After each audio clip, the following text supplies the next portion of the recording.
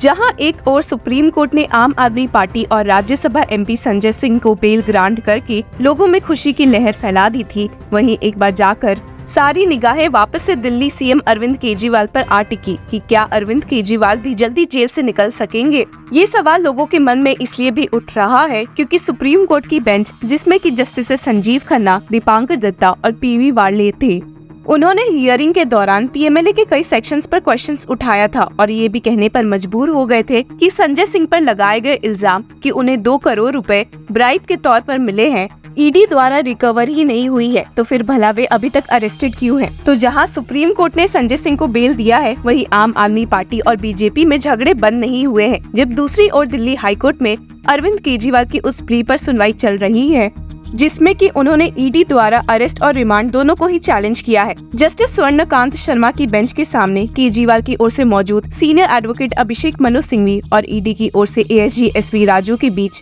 एक बार फिर से काफी हीटेड आर्गुमेंट्स देखने को मिले हैं और कुछ ऐसी बातें भी सामने आई है जिसने सभी लोगों को दंग करके रख दिया है। तो जैसा कि आपको ध्यान होगा कि इस केस की लास्ट हियरिंग में जस्टिस स्वर्णकांत शर्मा ने अरविंद केजरीवाल को इंटरिम रिलीफ देने से सख्त मना कर दिया था, क्योंकि हियरिंग के वक्त उन्होंने ईडी का रिप्लाई नहीं सुना था। एएसजी एसवी राजू ने केजरीवाल के काउंसिल को फटकारते हुए कहा था कि उन्होंने ईडी को एक्स्ट्रा टाइम नहीं दिया कि वे इस केस में एक रिप्लाई फाइल कर सके। हालांकि इस बात से सीनियर एडवोकेट अभिषेक मनु सिंघवी काफी गुस्सा थे, क्योंकि उनके हिसाब से ईडी इस मामले को डिले करने की कोशिश कर रही थी and stated there is no need for reply from anyone, what reply can be filed to the remand except for delaying tactic. लेकिन फिर भी एएसजी एसवी राजू सिंघवी के ये सबमिशन सुनकर गुस्सा हो गए और उन्हें उल्टा जवाब देते हुए कहा था कि रिप्लाई नहीं फाइल करने की वजह से उनका फंडामेंटल राइट वायलेट हो रहा है, जो कि एक कारण बना जस्टिस स्वर्णकांत शर्मा के केजरीवाल को इंटरिम रिलीफ नहीं देने का। तो चलिए अब एक नजर दिल्ली हाईकोर्ट में चली आज की हियरिंग पर भी डाल लेते हैं। सीनियर एडवोकेट अभिषेक मनु सिंघवी ने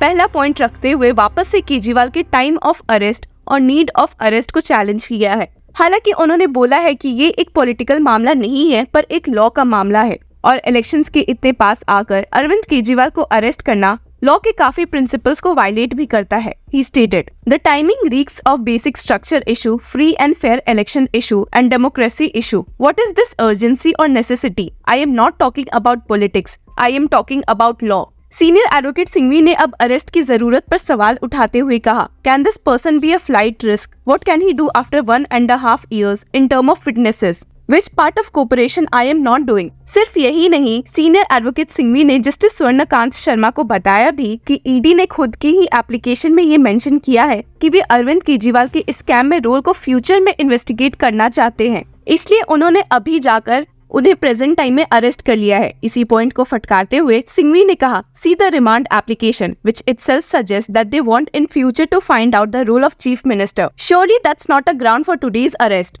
हालांकि एएसजी एसवी राजू ने इस पॉइंट पर कोर्ट को बताया कि उन्हें पिटीशन की एक गलत कॉपी मिल गई है। जी हाँ, आपने सही सुना। ये सुनकर तो सीनियर एडवोकेट सिंघवी और भड़क गए और कहने लगे कि एएसजी एसवी राजू वापस से इस मामले को डिले करने की कोशिश कर रहे हैं। इस पॉइंट पर जस्टिस स्वर्णकांत शर्मा ने कहा, "I don't think it will be too difficult for us." यहाँ पर एएसजी एसवी राजू ने कोर्ट को समझाते हुए कहा, "We will adjust. That's not the issue. The issue is that a wrong copy was given to us. That is not done." इसके बाद जो point senior advocate Abhishek Manu Singhvi ने उठाया वो बहुत ही इंटरेस्टिंग था, जिससे उन्होंने खुद से भी अग्री किया है। जस्टिस स्वर्णकांत को बताते हुए सिंघवी ने कहा कि मीडिया और अपोजिशन एक बहुत ही इंटरेस्टिंग बात उठा रही है कि जब केजरीवाल ने खुद हियरिंग के दौरान कहा है कि उन्हें कस्टडी और रिमांड से कोई दिक्कत नहीं है, तो फिर भला अब वे दिल्ली हाईकोर्ट में केस क्यों फाइल कर रहे हैं। He stated, "Counter sees that the accused himself said in a proceeding that he doesn't challenge custody. Therefore, the prior petition coming up today is rendered infructuous as if we are dealing with a civil case. It's a plea unheard of."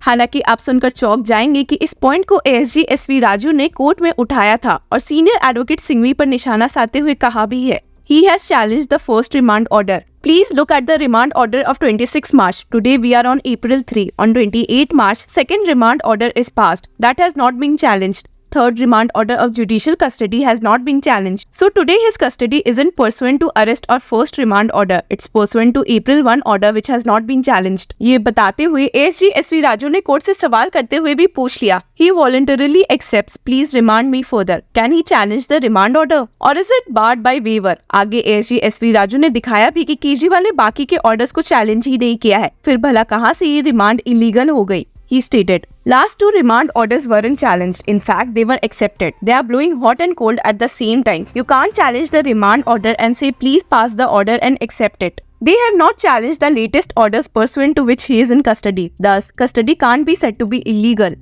Senior advocate Abhishek Manu Singhvi के इस submission को भी ASG SV Raju ने फटकारा है कि ED ने election के time ही इतनी फुर्ती दिखाते हुए दिल्ली सीएम अरविंद केजरीवाल को अरेस्ट किया है और ये उनकी एक चाल है। ASG SV Raju stated, It's not that ED has become active only now. ED has been active from many years. Please see, ED also has constraints. Large number of digital devices destroyed and crores in value. You don't change your mobiles or destroy mobiles periodically. You act through a middleman so that you don't come in picture. Vijay Nair comes in and the attitude is, I didn't do anything. You have done it very tactically, but we unearthed it despite hurdles. Delhi CM Arvind Kejriwal के इन statements को भी ASG SV Raju ने फटकारा था, जहां केजरीवाल ने कहा है कि उनके घर से कुछ भी नहीं मिलने के बावजूद ईडी ने उन्हें अरेस्ट किया है। इस पॉइंट पे ASG stated, finding of the actual proceeds of crime is irrelevant if we make out a case that you were involved in money laundering. The argument is, मेरे घर से तो कुछ नहीं मिला, लेकिन आपने किसी और को दे दिया तो कहां से मिलेगा आपके घर में से?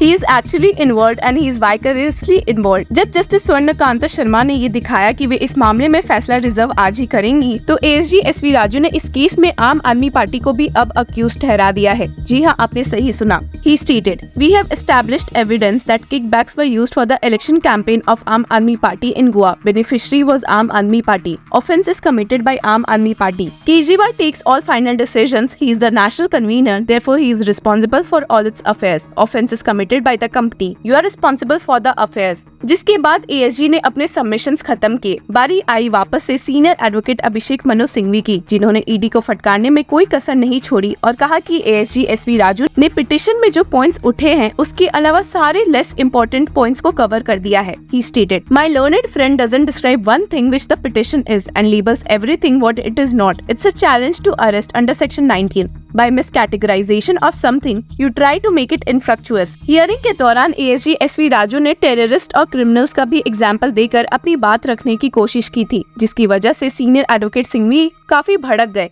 और जिसका उल्टा जवाब देते हुए उन्होंने कहा है, This is totally inappropriate example. My learned friend denies. If you deny it, your lordship's live streaming would show it. Is this your best defense, Mr. Raju? Justice Swarnakanta Sharma ने दोनों के सबमिशन सुनकर फाइनली अपना फैसला जाकर अंत में रिजर्व कर लिया है। तो देखते हैं कि अब आगे क्या केजरीवाल को इस केस में रिलीफ मिलती है या नहीं। Till then keep following law चक्रा।